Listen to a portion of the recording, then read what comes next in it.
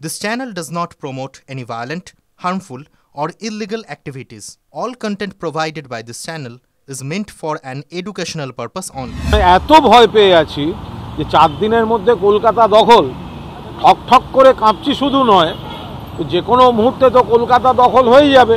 তো আমি সকাল থেকে এসে ফোর্ট উইলিয়ামের পাশে দাঁড়িয়ে আছি, বাবা এখানে কিছু হলে সেনা টেনা বাঁচাবে। তো এই ধরনের বাল্যখিল্য আচরণ, দায়িত্ব জ্ঞানহীন কথাবার্তা যারা বলছে, এগুলো পাগলের প্রলাপ। কিন্তু যারা আসবেন এই সময় একটা করে পদ্মার ইলিশ নিয়ে এলে সুবিধা হয়। অস্থিরতাটা সেটা না থামালে এর সুদূর প্রসারী প্রভাব পড়তে পারে। আজকে সোশ্যাল মিডিয়ার যুগ, মানুষ প্ররোচিত হয়ে যাচ্ছেন, উত্তেজিত হয়ে যাচ্ছেন, আবেগে আঘাত লাগছে। কেন্দ্রীয় সরকার আঙুল চুষছে আমাদের দিল্লি, এই নাকি 56 ইঞ্চি, সারা পৃথিবী ঘুরে বেড়ায়, বিনা আমন্ত্রণে পাকিস্তানে প্লেন ল্যান্ড করিয়ে নেবে যান, আর 56 ইঞ্চি এখন ঢাকায় যাচ্ছেন না কেন? মণিপুরও থামাতে পারে না, বাংলাদেশও ঠিক করতে পারে না। কোথায় ধর্মের বিভাজন? সব ধর্মকে যদি কেউ সম্মান করে, একটা দল যদি বলে যে ধর্ম যার যার, বাংলা সবার, ধর্ম যার যার, ভারতবর্ষ সবার, এর মধ্যে ভেদাভেদটা কোথায়? বিজেপির নেতারা এখানে বসে বসে মুখে ন মারিতঙ্গ জগত করছেন কেন? তারা দিল্লি গিয়ে তাদের নেতাদের বলুন যে বাংলাদেশকে এগুলো বলা হোক, বাংলাদেশের প্রতি এই স্টেপ নেওয়া হোক, সেগুলো দিল্লিকে দিয়ে করান। আপনাদের সরকার, আপনারা বলুন। থানায় গিয়ে কেন নাটক করছেন?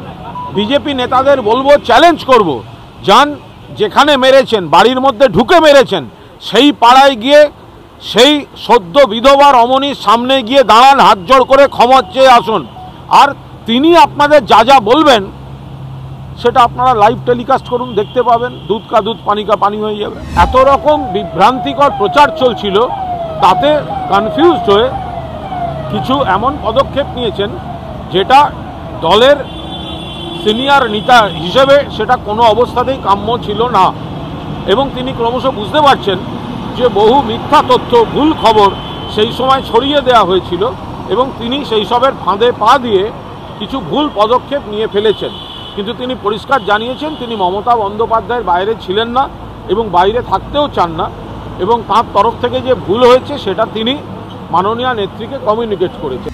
ইন্ডিয়াটা সাকসেসফুল করতে গেলে পশ্চিমবঙ্গে মমতা বন্দ্যোপাধ্যায় রুখে দেবেন বিজেপিকে, ঝাড়খণ্ডে হেমন্ত সোরেন রুখে দেবেন, কিন্তু হরিয়ানা বা মহারাষ্ট্র, যেখানে কংগ্রেসের উপর মূল দায়িত্ব বিজেপিকে রোখার, সেখানে কংগ্রেস ফেল করবে।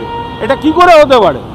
সেই জায়গায় দাঁড়িয়েই যারা বিভিন্ন শরিক দলের নেতা, সিনিয়র নেতা, দেশের নেতা, তারা বলছেন মমতা বন্দ্যোপাধ্যায়ের মতো 7 বারের সাংসদ, 4 বারের কেন্দ্রীয় মন্ত্রী, 2 বারের রেলমন্ত্রী, 3 বারের মুখ্যমন্ত্রী, দেশের জনপ্রিয়তম নেত্রী, অভিজ্ঞ নেত্রী, তিনি ফেস হলে ভালো হয়।